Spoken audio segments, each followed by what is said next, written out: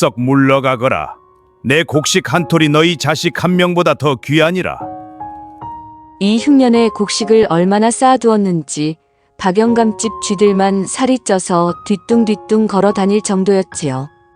저 양반 지나가시네. 어이구, 한여름에도 저 양반 옆을 스치면 등골이 오싹해져.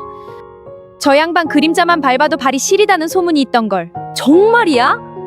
의지할 가족도 친구도 없는 박영감의 빈자리를 지키는 것은 곳간 자물쇠와 사나운 개들 뿐이었습니다. 남의 눈에 피눈물 흘리게 하며 모은 재산이 한 줌의 재로 변하는 순간 박영감의 손에 남은 것은 고작 찌그러진 녹그릇 하나였습니다. 그릇에 뒤틀린 틈새마다 박영감 평생 외면했던 사람들의 눈물과 누군가의 지독한 사랑이 배어 있다는 것을 뒤늦게야 깨닫게 됩니다. 30년 만에 대흉년이 찾아온 그해 겨울, 한 가난한 과부가 만석군 박영감이 대문을 두드리면서 이 이야기는 시작됩니다. 고집불통 구두쇠 영감의 인생을 송두리째 뒤바꾼 그 기묘한 인연. 지금 시작합니다. 별빛 극장에 방문해주셔서 감사합니다. 구독과 좋아요 부탁드려요. 그럼 지금부터 감동적이고 따뜻한 이야기 이제 시작해 보겠습니다. 옛날 옛적 강원도 깊은 골짜기에 자리 잡은 한 고을에 박영감이라는 만석군이 살고 있었습니다.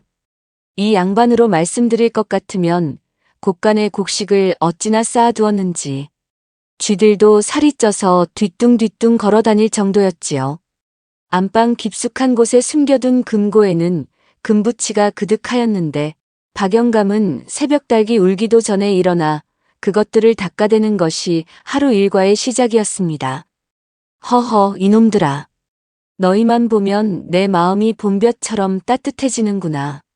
박영감은 금부치를 어루만지며 입이 해벌쭉 벌어졌지요. 정작 사람한테는 말 한마디 따뜻하게 건네는 법이 없으면서 차가운 쇠부치한테는 며느리 다루듯 살뜰 아닌 참으로 알다가도 모를 양반이었습니다. 마을 사람들은 박영감이 길을 지나가면 우물가의 안악들조차 두레박을 멈추고 수군거렸지요. 저 양반 지나가시네. 어이구, 한여름에도 저 양반 옆을 스치면 등골이 오싹하다니까. 어디 그뿐인가. 저 양반 그림자만 밟아도 발이 시리다는 소문이 있던걸. 박영감은 가난한 이들이 도움을 청하러 올까봐 일부러 사나운 개를 무려 3마리나 대문 앞에 묶어두었습니다. 누런 개는 돈보기, 검은 개는 제보기, 얼룩개는 곡간이라 이름까지 붙여놓았으니 그 정성이 가히 자식 키우는 듯 하였지요. 거지가 문 앞에 얼씬만 하여도 새놈이 한꺼번에 짖어대니 그 소리가 마을 동구 밖까지 쩌렁쩌렁 울렸습니다.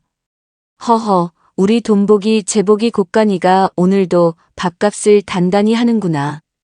박영감은 마루에 앉아 그 광경을 바라보며 입꼬리를 실룩거렸지요. 흉년이 들어 이웃 마을에서 사람들이 굶는다는 소식이 들려와도 이 양반은 도리어 무릎을 탁 치며 좋아하였습니다. 오호라, 곡식값이 또 오르겠구나. 하늘이 나를 돕는도다. 하늘이 나를 도와. 소작농들이 마당에 엎드려 소작료를 깎아달라 빌어도 박영감은 눈썹 한 올 까딱하지 않았지요.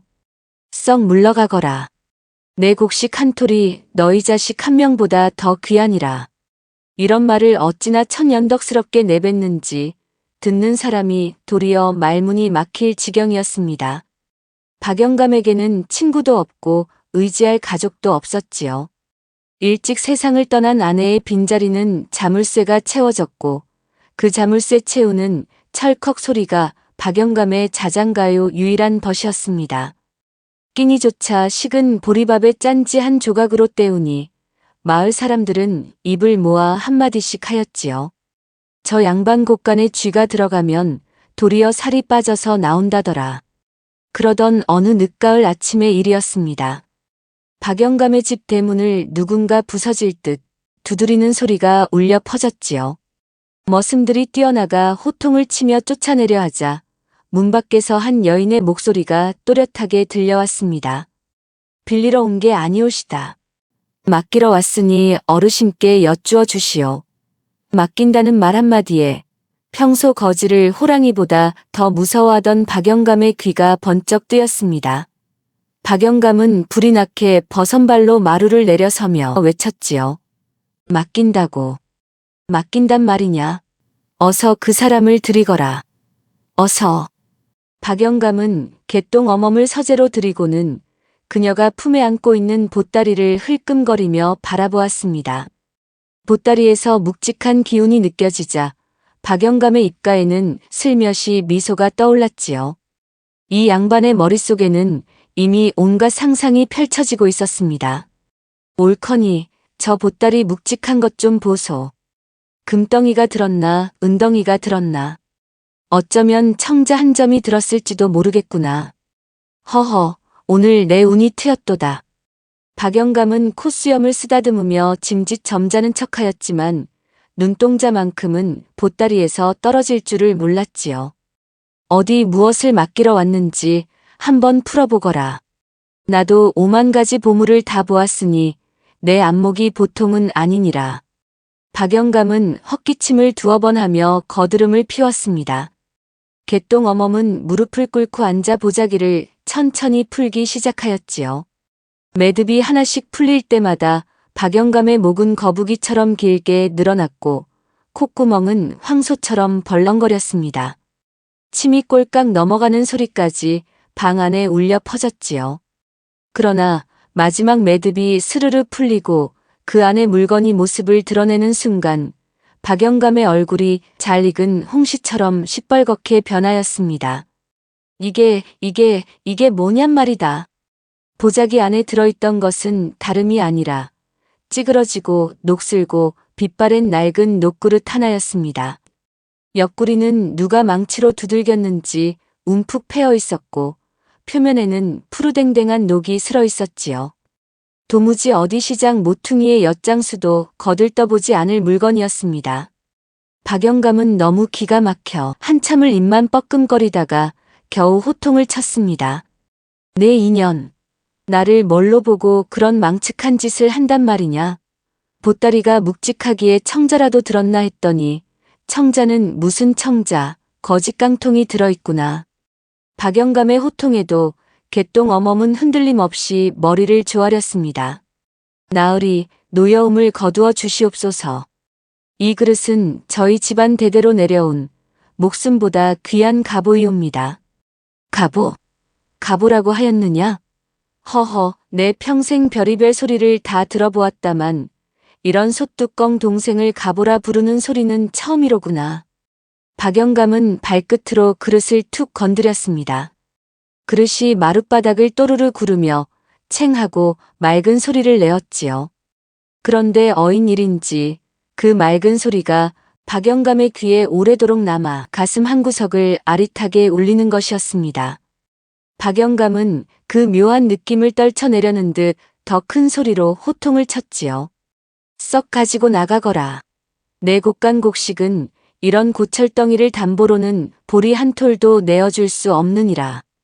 그러나 개똥 어멈은 무릎을 꿇은 채 더욱 깊이 머리를 조아렸습니다. 나으리, 보리 한 말만 빌려주시옵소서. 제 어린 자식이 사흘째 미음 한 모금 넘기지 못하고 누워있사옵니다. 이 그릇을 다시 찾으러 오는 그날까지 소인이 댁의 머슴이 되어 빚을 갚겠나이다. 내 집의 머슴은 이미 발에 차이느니라. 어서 그 흉한 것을 거두어 가거라. 그러자 개똥 어멈이 고개를 들어 박영감의 눈을 똑바로 쳐다보았습니다. 그 눈빛이 어찌나 깊고 단단한지 박영감은 자기도 모르게 한 발짝 물러서고 말았지요. 나으리 한 가지만 기억해 주시옵소서. 그 그릇은 결코 거짓을 말하지 않사옵니다. 거짓을 말하지 않는다는 묘한 한마디에 박영감은 알 수 없는 기운에 눌려 잠시 말문이 막혔습니다. 천하의 박영감이 한낱 과부 앞에서 말문이 막히다니 이런 일은 평생 처음 있는 일이었지요. 박영감은 영문을 몰라 머리를 극적이다가 마지못해 손을 휘저으며 명을 내렸습니다. 에이 거참 사람 귀찮게 하는구나. 보리 한 말 내어 주거라. 그릇은 창고에 처박아 두고 개똥 어멈이 보리자루를 짊어지고 깊이 절을 올린 뒤 대문을 나서자 박영감은 그제야 정신이 든 듯 가슴을 쳤습니다. 아이고, 내가 미쳤지. 내가 미쳐도 단단히 미쳤어. 저 거지 깡통 하나에 보리 한 마리라니. 박영감은 찌그러진 녹그릇을 집어들고 한참을 노려보다가 결국 창고 구석 쥐똥 섞인 먼지 구덩이 속으로 휙 던져버리고 말았지요. 내라, 이 흉물. 거기서 평생 썩고 있거라. 그날 밤 고을에는 어디서 몰려왔는지 모를 세찬 바람이 휘몰아쳤습니다. 박영감의 집 기와가 들썩거리고 마당의 나뭇가지들이 서로 부딪히며 비명을 질러대었지요. 박영감은 잠자리에 누웠다가도 자꾸만 곡간이 마음에 걸려 결국 호롱불을 들고 마당으로 나섰습니다. 이런 바람에 곡간 문이라도 열렸으면 큰일이지. 내 곡식들이 비라도 맞으면 어쩌누.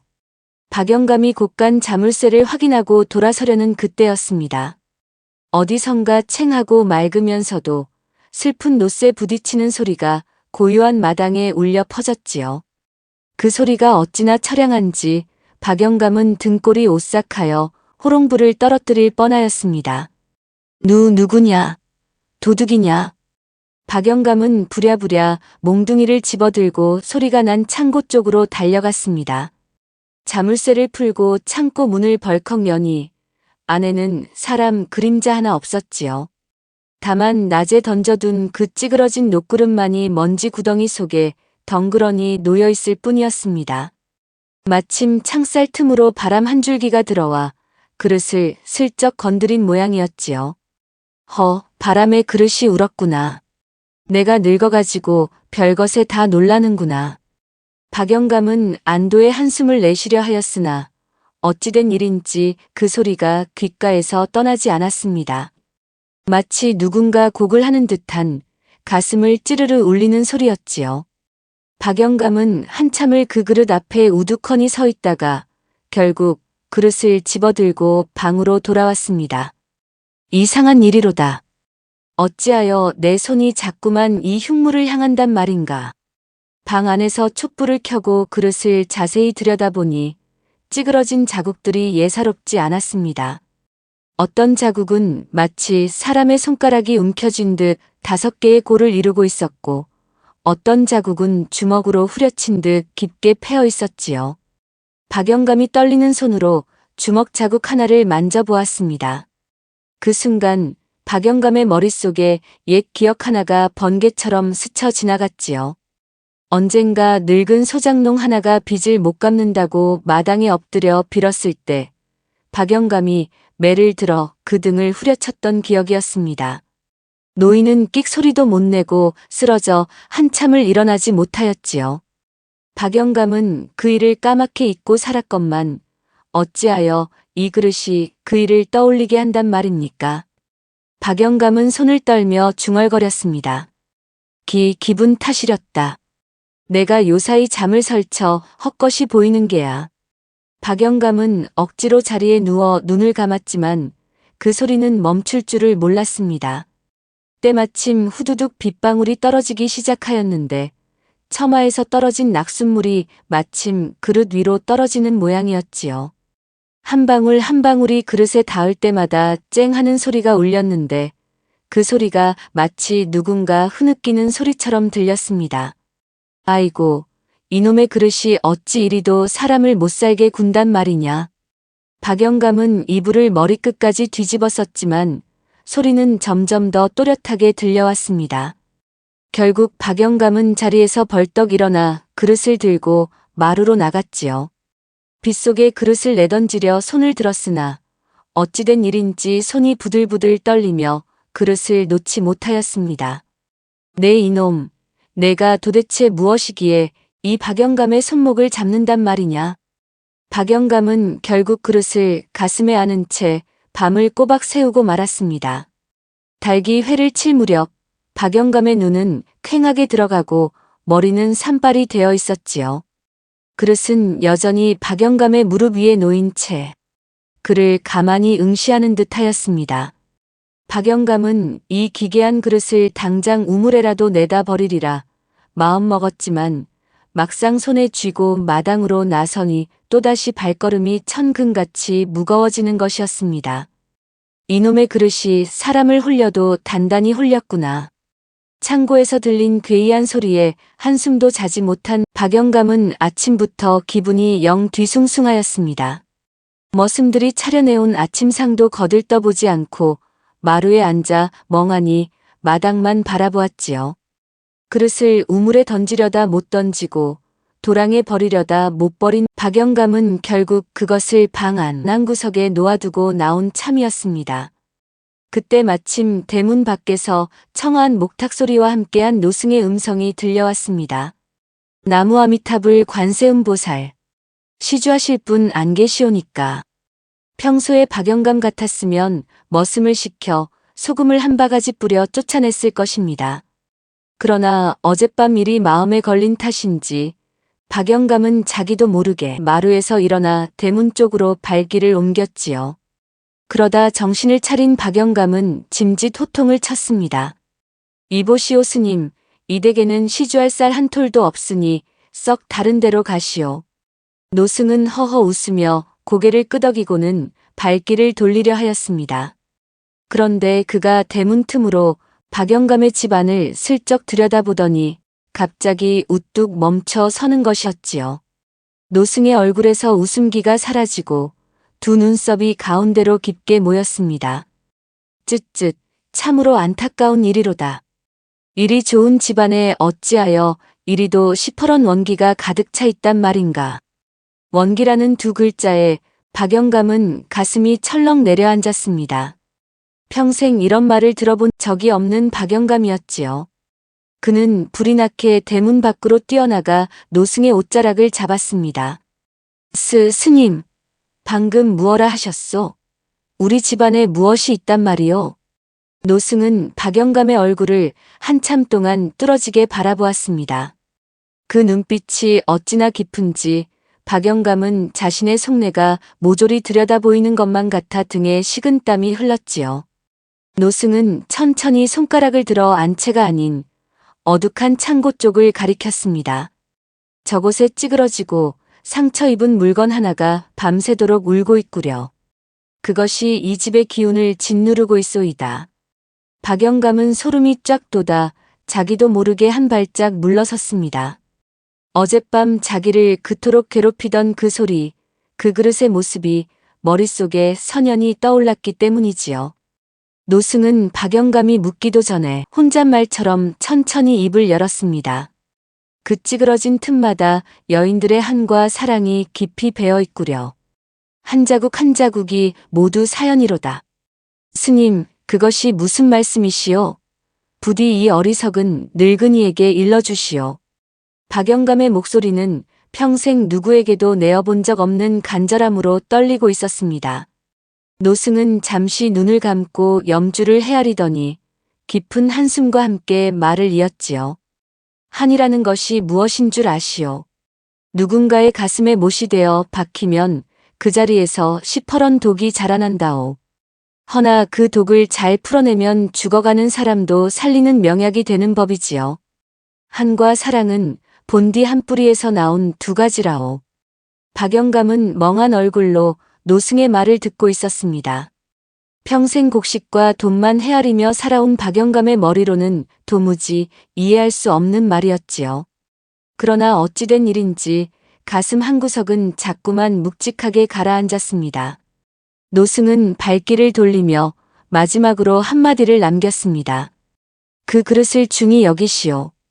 그것이 영감의 마지막 동아줄이 될 것이외다. 잘못 끊으면 천길 낭떠러지요. 잘 잡으면 새 하늘이 열릴 것이외다. 박영감이 정신을 차리고 노승을 붙잡으려 하였으나 어찌된 일인지 노승의 모습은 이미 길모퉁이 너머로 사라지고 없었습니다. 마치 안개가 걷히듯 그렇게 자취를 감추어 버린 것이지요.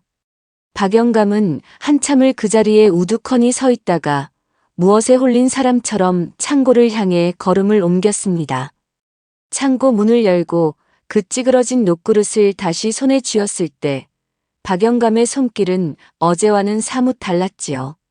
그릇을 거칠게 집어 던지던 그 손이 이제는 갓난아이를 안 듯 조심스레 그릇을 받쳐들고 있었습니다. 박영감은 찌그러진 틈 하나하나를 손끝으로 가만히 어루만지며 중얼거렸지요. 내 안에 무엇이 들어있단 말이냐? 도대체 어떤 사연이 너를 이리도 울게 만들었단 말이냐?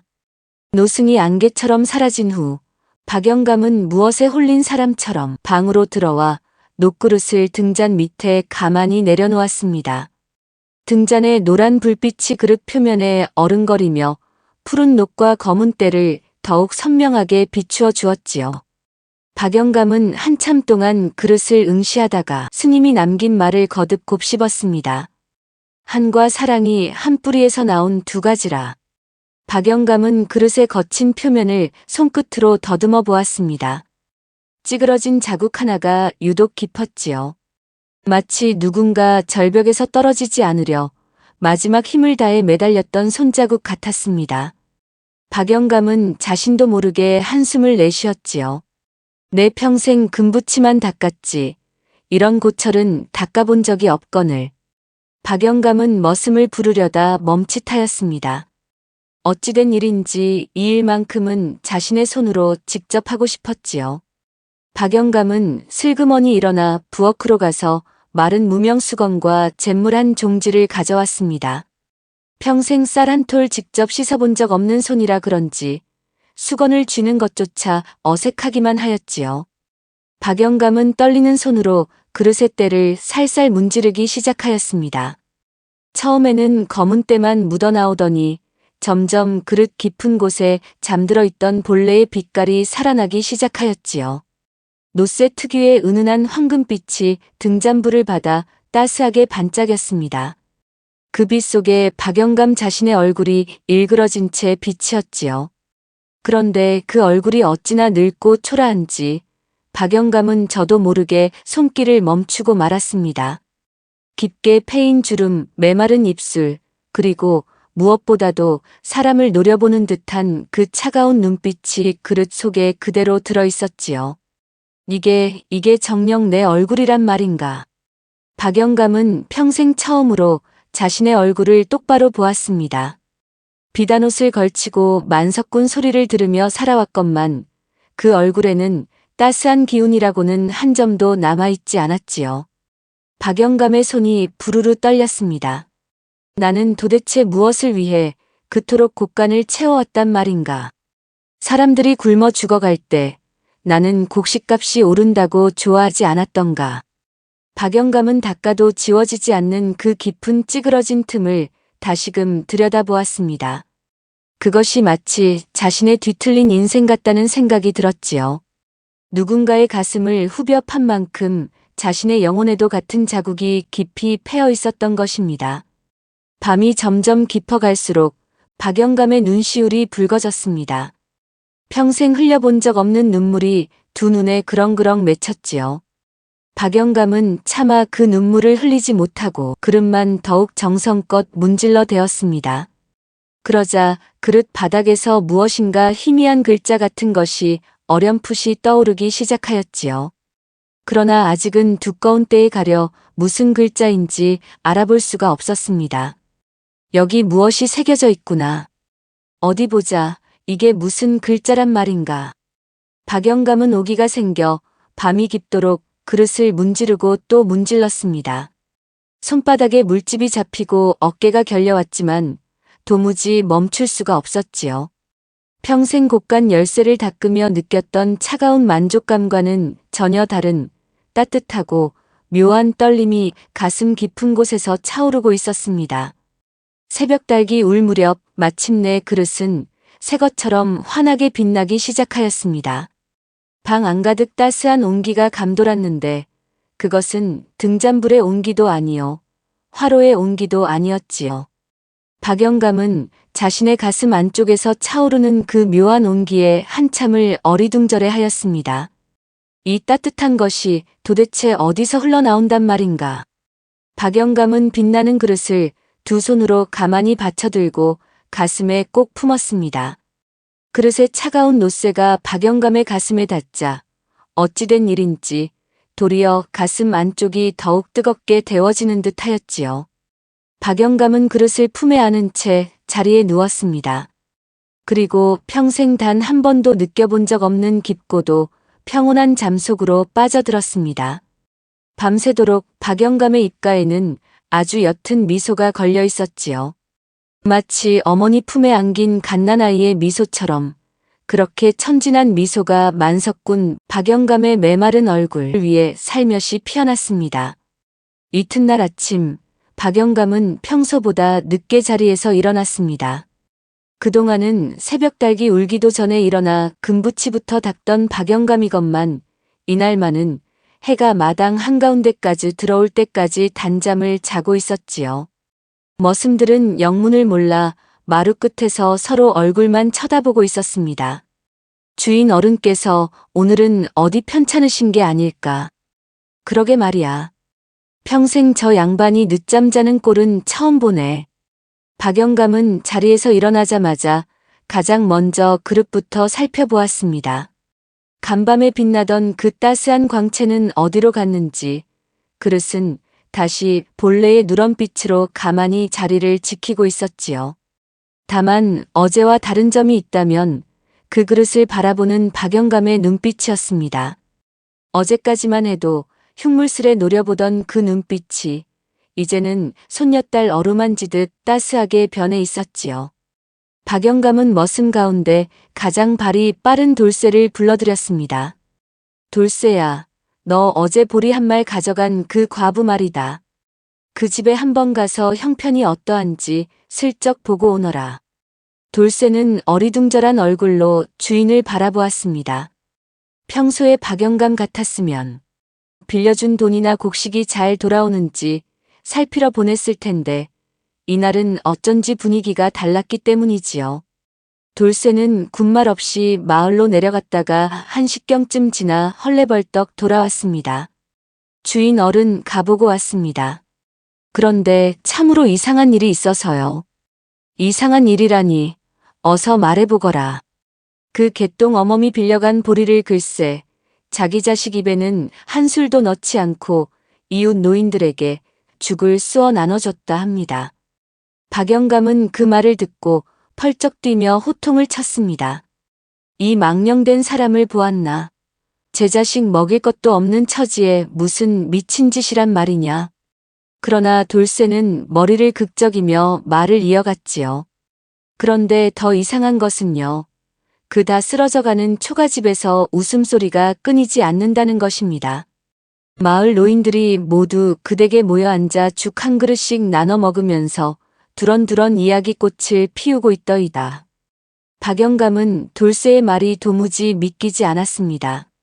하루 한 끼도 못 먹어 누워있던 아이가 있는 집에서 웃음소리가 끊이지 않는다니 이게 무슨 도깨비 장난 같은 소리란 말입니까? 박영감은 한참을 마루에 앉아 생각에 잠기더니 결국 무명옷 한 벌을 꺼내 입었습니다. 내 직접 가보아야겠다. 박영감은 평생 입어본 적 없는 거친 무명옷을 걸치고 머리에 헝겊을 쓰고서 슬그머니 마을로 내려갔습니다. 길가에는 굶주린 노인들이 여기저기 누워 있었는데 평소 같았으면 게으른 것들이라며 침을 뱉었을 박영감이건만 이날만은 차마 그 말이 입 밖으로 나오지 않았지요. 개똥 어멈의 집에 다다른 박영감은 다 쓰러져가는 흙담 뒤에 몸을 숨기고 마당을 살펴보았습니다.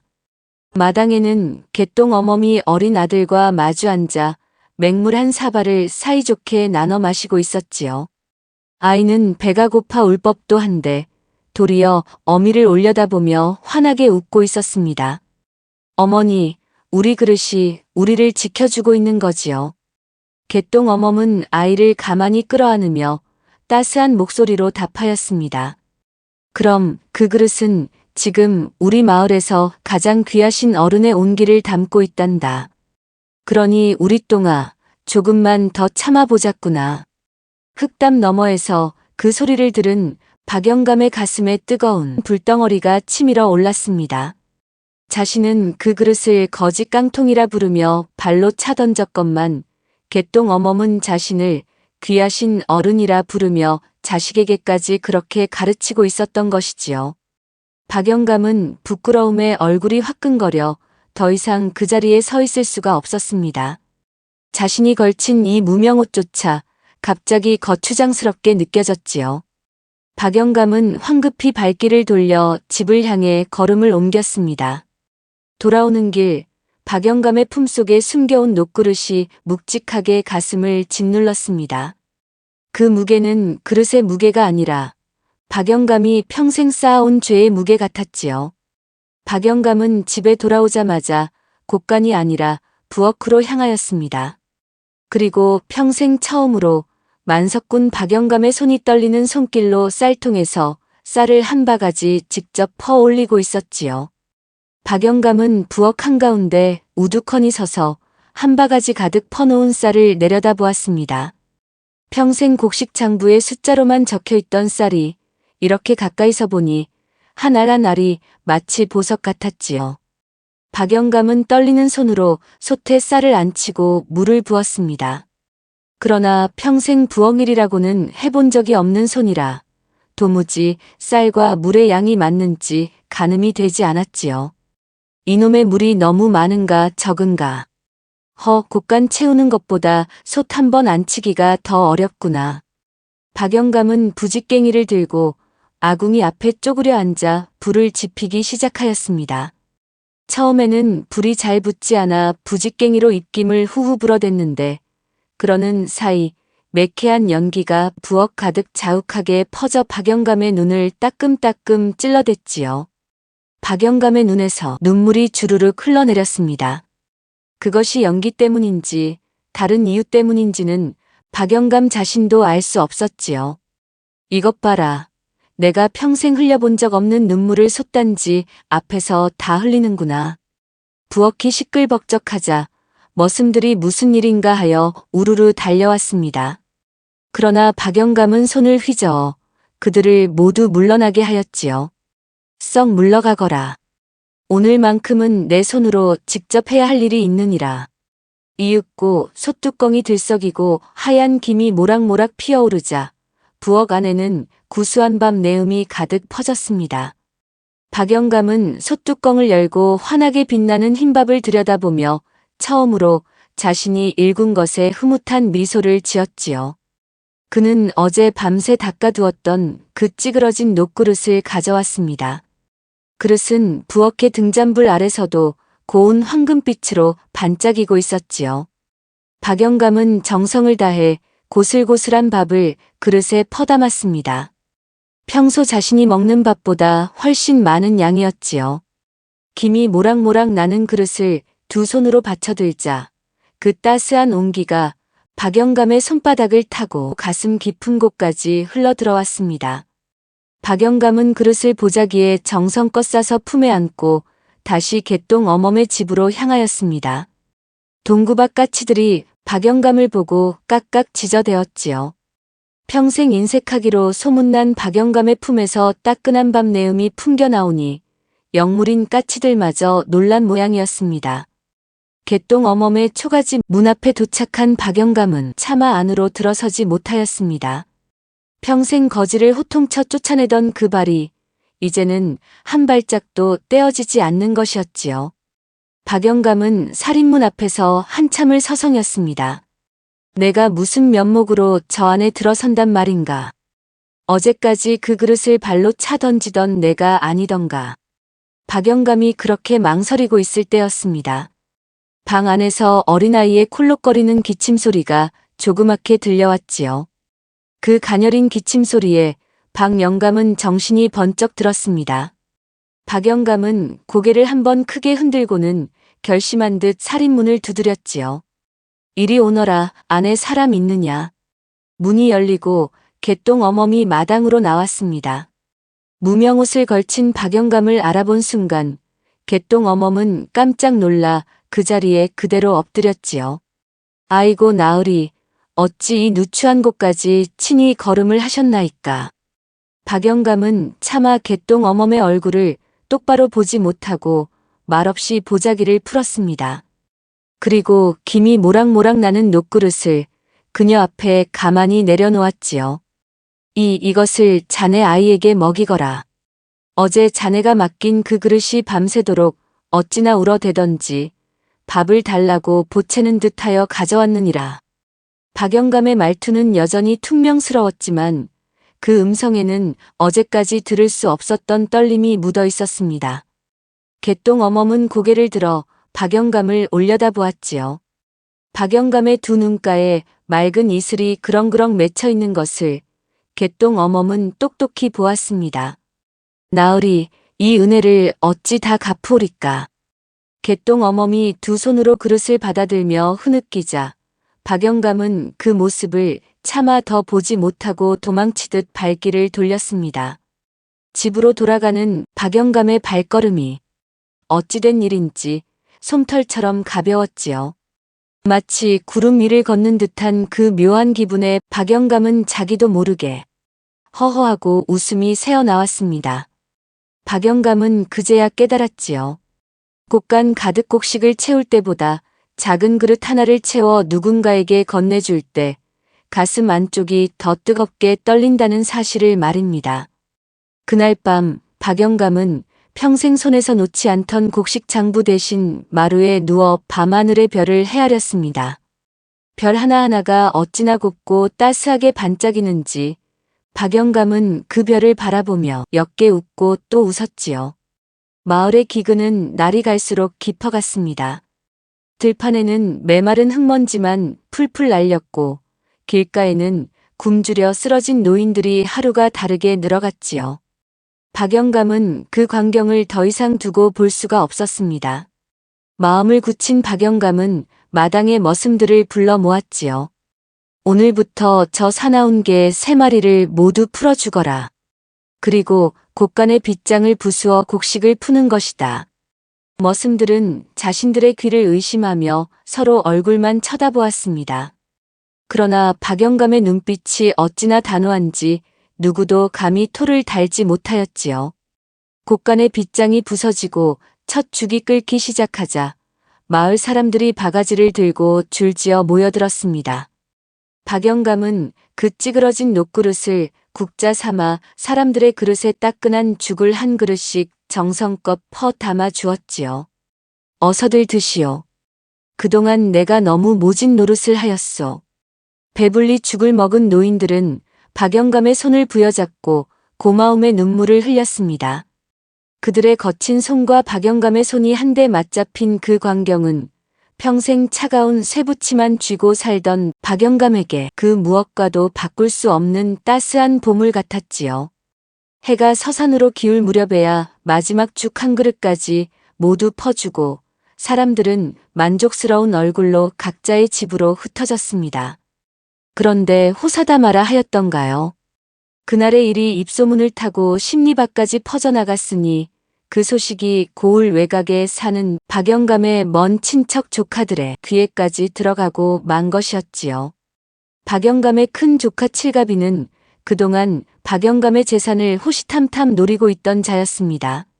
칠갑이는 그 소식을 듣자마자 술상을 엎어버리며 호통을 쳤지요. 무엇이라? 숙부님이 곡간을 헐어 천한 것들에게 곡식을 뿌렸다고. 어허, 이 일을 그냥 두고 볼 수가 없겠구나. 칠갑이는 곧장 두 동생을 불러 모았습니다.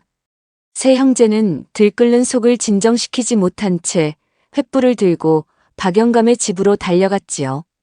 마당에 도착하니 머슴들이 죽을 끓이던 가마솥을 정리하고 있었고 박영감은 사랑방에서 그 찌그러진 녹그릇을 닦으며 흐뭇한 미소를 짓고 있었습니다. 숙부님, 칠갑이가 방문을 거칠게 열어젖히며 들어섰습니다. 박영감은 조카들의 갑작스러운 방문에 어리둥절한 얼굴로 자리에서 일어났지요. 이 밤중에 너희가 어인 일이냐? 숙부님, 이게 도대체 무슨 짓이옵니까? 그 귀한 곡식을 천한 거지들에게 다 퍼주셨다는 소문이 사실이옵니까? 박영감은 차분한 목소리로 답하였습니다. 그래, 사실이다. 굶어 죽어가는 사람들을 어찌 그냥 두고 본단 말이냐? 저 곡식이 다 무엇이냐? 결국은 저 사람들의 땀에서 나온 것이 아니더냐? 숙부님이 노망이 나셔도 유분수지요. 그 재산이 다 누구에게 돌아올 재산인데 저렇게 흩어버리신단 말입니까? 칠갑이는 박영감의 무릎 앞에 털썩 주저앉으며 울먹였습니다. 그러나 박영감은 단호하게 고개를 저었지요. 내 재산은 내 것이다. 내 살아생전에 내가 쓰는 것이니 너희가 왈가왈부할 일이 아니로다. 어서 돌아가거라. 세 조카는 한식경이 넘도록 박영감을 어르고 달래고 윽박지르기를 거듭하였지만 박영감의 마음은 이미 단단한 바위와 같았습니다. 결국 칠갑이는 마지막 수단으로 박영감의 품에 안긴 녹그릇을 빼앗아 마당에 던져버렸지요. 이 흉물스러운 그릇 하나에 홀려서 정신을 잃으셨구나. 이따위 고철이 무엇이기에. 박영감은 노발대발하며 호통을 쳤습니다. 네 이놈. 이 그릇이 내 목숨보다 귀한 가보건을 어찌 그리 함부로 한단 말이냐. 썩 이 집에서 나가거라. 세 조카는 박영감의 호통에 쫓겨나듯 마당으로 밀려났습니다. 그러나 칠갑이의 가슴 속에서는 불같은 심통이 부글부글 끓어오르고 있었지요. 마당을 나서던 칠갑이의 눈에 곳간 옆에 산처럼 쌓인 마른 볏짚 더미가 들어왔습니다. 칠갑이는 손에 들고 있던 횃불을 노려보더니 비뚤어진 미소를 입가에 띄웠지요. 숙부님이 그토록 곡식을 천한 것들에게 주고 싶다 하시니 차라리 다 태워버리는 편이 낫겠구나. 우리에게 한 톨도 돌아오지 않을 것이라면 말이다. 칠갑이는 들고 있던 횃불을 그대로 볏짚 더미 위에 던져버렸습니다. 메마른 볏짚은 순식간에 시뻘건 불길로 솟구쳐 올랐고 가을바람을 타고 날름거리는 불여가 곳간에 처마를 핥기 시작하였지요. 자기들이 저지른 일의 무서움에 놀란 세 조카는 뒤도 돌아보지 않고 어둠 속으로 도망쳐버렸습니다. 불이야. 곳간에 불이 났다. 머슴들의 다급한 비명에 박영감은 사랑방을 박차고 마당으로 뛰쳐나갔습니다. 곳간은 이미 거대한 불기둥에 휩싸여 있었지요. 평생을 바쳐 채워온 곡식들이 박영감의 눈앞에서 시뻘건 불길에 잡아먹히고 있었습니다. 그러나 박영감은 한 톨이라도 더 살리려 불길 속으로 뛰어들었지요.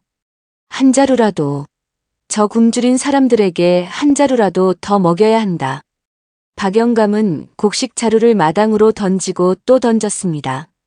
그러나 매캐한 연기가 박영감의 코와 입을 틀어막았지요. 박영감은 결국 콜록거리며 그 자리에 무릎을 꿇고 말았습니다. 그때 머리 위에서 우지끈하는 소리와 함께 시뻘건 석가래 하나가 박영감을 향해 떨어져 내리려 하였지요. 바로 그 절체절명의 순간이었습니다. 대문 밖에서 우레와 같은 함성이 들려왔지요. 영감님을 구해야 한다. 우리가 은혜를 갚을 때다. 낮에 죽을 얻어먹은 마을 사람들이 너나 할 것 없이 물동이를 머리에 이고 불 속으로 뛰어들었습니다.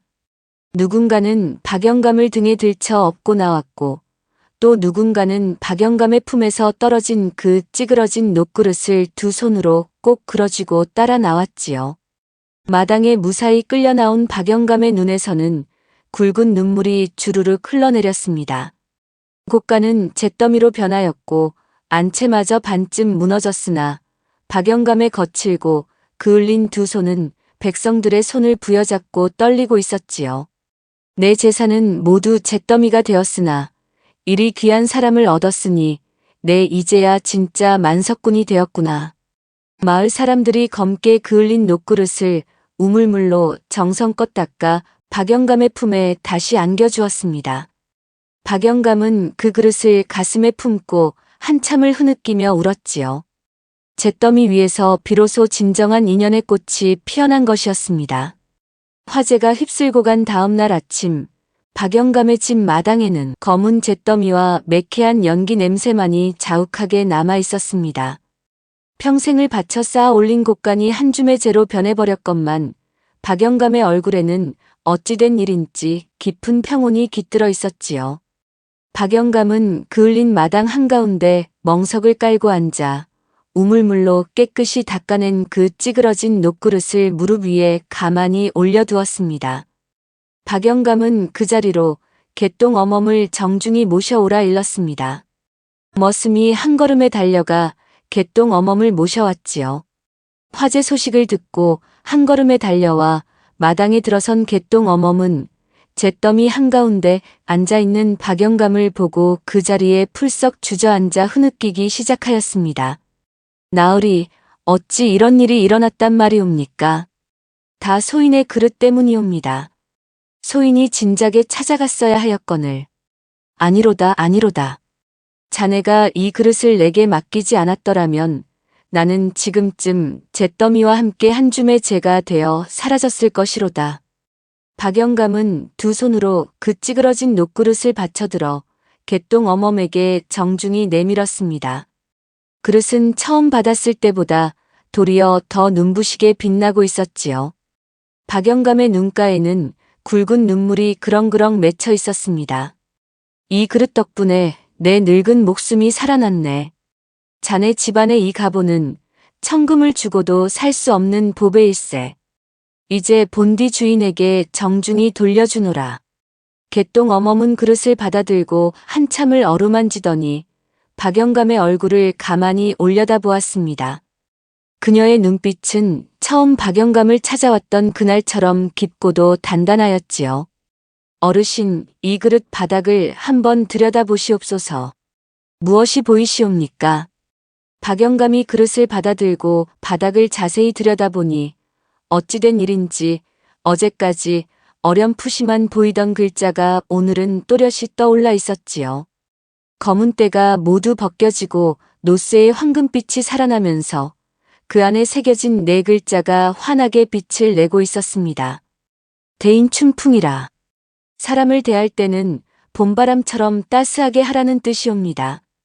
박영감은 그 글자를 손끝으로 더듬으며 굵은 눈물을 뚝뚝 떨어뜨렸습니다. 평생 사람을 얼음장처럼 대하며 살아온 자신의 모습이 그 네 글자 앞에 부끄러워 견딜 수가 없었지요. 개똥 어멈은 박영감의 떨리는 어깨를 가만히 바라보다가 천천히 입을 열었습니다. 어르신, 사실은 이 그릇으로 말씀드릴 것 같으면 본디 어르신 댁의 것이었사옵니다. 무어라. 본디 우리 집안의 것이었다고. 예, 그러하옵니다. 어르신의 오대조 할아버님께서 흉년이 들었을 적에 저희 오대조 어머님 댁에 곡식을 베푸신 일이 있었사온데 그 은혜를 잊지 못하신 저희 조상께서 의 그릇을 정표로 받아 대대로 모시며 살아왔다 하옵니다. 박영감은 깜짝 놀라 입을 다물지 못하였습니다. 자신의 조상이 이런 어진 분이었다는 사실을 박영감은 까맣게 모르고 살아왔기 때문이지요. 개똥 어멈은 말을 이어갔습니다. 저희 조상께서는 후손들에게 이런 유언을 남기셨다 하옵니다. 훗날 저 댁이 만일 길을 잃고 헤매는 날이 오거든 이 그릇을 가지고 찾아가 한 번만 도움을 청하여 보거라. 그릇 바닥의 글자가 그 댁의 길을 다시 비추어 줄 것이로다. 아이고, 아이고. 박영감은 두 손으로 얼굴을 감싸 쥐고 어깨를 들썩이며 흐느꼈습니다. 자기 집안이 본디 베푸는 집안이었거늘 자기 대에서 그만 무력의 눈이 멀어 그 빛나는 가풍을 까맣게 잊고 살아왔던 것이지요. 내가 내 뿌리마저 잊고 괴물로 살았구나. 조상님들 뵐 낯이 없도다, 낯이 없도다. 박영감이 잿더미 위에 무릎을 꿇고 통곡하자 개똥 어멈은 박영감의 어깨를 가만히 어루만지며 위로하였습니다. 어르신, 너무 자책하지 마시옵소서. 길을 잃은 자가 길을 다시 찾았으니 그것이 곧 가장 큰 복이 아니겠사옵니까? 이제부터 새로운 역사를 쓰시면 되옵니다. 박영감은 한참을 흐느끼다가 천천히 고개를 들었습니다. 잿더미 너머로 떠오르는 햇살이 박영감의 얼굴을 환하게 비추었지요. 박영감은 그 따스한 햇살을 맞으며 깊은 한숨을 내쉬었습니다. 이 그릇을 다시 우리 집안의 가보로 모시고 싶네. 자네만 허락하여 준다면 말일세. 대신 내 자네 모자를 친혈육으로 들여 함께 모시고 싶네. 개똥 어멈은 깊이 머리를 조아리며 그 뜻을 받들었습니다. 그날부터 박영감은 곡식이 얼마 들고 나는지 적던 그 두툼한 장부를 깨끗이 불태웠지요. 그 자리에는 새로운 장부 한 권이 놓였습니다. 마을 누구네 집에 환자가 있는지, 누구네 집에 끼니가 모자라는지를 적는 사람을 위한 장부였지요. 마을 사람들은 그날부터 박영감을 녹그릇 어른이라 부르며 진심으로 받들기 시작하였습니다. 세월은 흐르는 강물과 같다 하였던가요? 어느덧 10수년의 세월이 흘렀습니다. 잿더미가 되었던 박영감의 집터에는 마을 사람들이 한마음 한뜻으로 힘을 모아 지어 올린 아담한 오두막 한 채가 자리 잡고 있었지요. 비록 만석군 시절의 으리으리한 기와집은 아니었으나 마당에는 사철꽃이 피어나고 처마 밑에서는 늘 사람들의 웃음소리가 끊이지 않았습니다. 박영감은 어느덧 백발이 성성한 노인이 되었습니다. 깊게 패었던 미간의 주름은 사람들과 어울리며 환하게 웃는 사이 어디론가 사라지고 그 자리에는 자애로운 빛이 가득 깃들어 있었지요. 마을 아이들은 박영감을 보면 너나 할 것 없이 달려와 무릎에 매달렸고 박영감은 그 아이들의 머리를 쓰다듬으며 예시하기를 들려주곤 하였습니다. 개똥이도 어느덧 의젓한 청년으로 자라났지요. 박영감의 가르침을 받고 자란 개똥이는 글공부도 깊이 하였고 무엇보다 사람을 봄바람처럼 대하는 따스한 마음을 갖춘 든든한 젊은이가 되었습니다. 마을 사람들은 입을 모아 칭찬하였지요. 개똥이 도령이야말로 박영감 어른의 진짜 핏줄이로다. 그러던 어느 봄날 박영감은 자리에 누운 채 일어나지 못하였습니다. 박영감은 자신의 마지막 날이 다가왔음을 느끼고 마을 사람들과 개똥이를 머리맡에 불러 모았지요. 박영감의 베갯머리에는 여전히 그 찌그러진 녹그릇이 가만히 놓여 있었습니다. 여보게들, 내 마지막 부탁이 있네.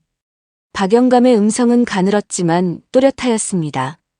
마을 사람들은 모두 숨을 죽이며 박영감의 입가에 귀를 기울였지요. 내게 남은 재산은 모두 마을의 서당과 의원을 짓는 데 써주게나. 그리고 이 찌그러진 녹그릇만은 우물가에 두어주게. 우물가의 말씀이시옵니까? 곁에 있던 개똥이가 떨리는 목소리로 묻자 박영감은 옅은 미소를 지으며 고개를 끄덕였습니다. 그렇다네. 누구든 목마른 자는 이 그릇으로 시원한 물 한 모금 마시고 인생의 굽은 길에서 헤매는 자는 이 그릇에 찌그러진 자국을 만져보며 다시 일어설 희망을 얻게 하여 주게나. 박영감은 그 말을 끝으로 평온한 미소를 지으며 가만히 눈을 감았습니다. 마치 오래 기다리던 잠속으로 빠져들 듯 그렇게 고요한 임종이었지요. 마을 사람들은 모두 흐느끼며 박영감의 마지막 가는 길을 정성껏 모셨습니다. 박영감의 유언대로 그 찌그러진 녹그릇은 마을 한가운데 우물가에 모셔졌습니다. 지나가는 나그네도 밭일하던 농부도 빨래하던 안악도 그리고 뛰어놀던 아이들도 모두 그 그릇으로 시원한 우물물을 한 모금씩 들이켰지요. 사람들은 물을 마실 때마다 그릇에 찌그러진 자국을 손끝으로 가만히 더듬으며 박영감의 이야기를 두런두런 나누었습니다. 이 자국이 만석군 박영감 어른께서 마음을 고치신 자국이라네. 그릇 바닥에는 대인춘풍이라는 4글자가 새겨져 있다지. 사람을 봄바람처럼 대하라는 뜻이라네. 찌그러진 녹그릇은 그렇게 마을 사람들의 입에서 입으로, 가슴에서 가슴으로 전해지는 살아있는 가르침이 되었지요. 완벽함보다는 따스함이 더 귀하다는 것, 흠 있는 그릇이 도리어 더 많은 사람을 품을 수 있다는 것, 그것이 박영감이 남긴 영원한 유산이었습니다. 세월이 다시 흘러 흉년이 닥쳤을 때에도 그 마을만은 더 이상 굶주리는 사람이 없었습니다. 마을 사람들은 박영감에게서 배운 대로 곳간 문을 활짝 열어 서로 나누었고 한 그릇의 죽도 둘로 나누어 먹는 어진 풍습이 대대로 이어졌기 때문이지요. 개똥이는 박영감의 뒤를 이어 마을의 덕망 있는 어른으로 성장하였고 마을은 인근 십리 안에 인심 좋은 마을로 이름을 떨치게 되었습니다. 석양이 우물가를 붉게 물들이는 어느 저녁이었습니다. 한 어린아이가 우물가로 종종 걸음으로 달려와 그 찌그러진 녹그릇을 두 손으로 받쳐들었지요.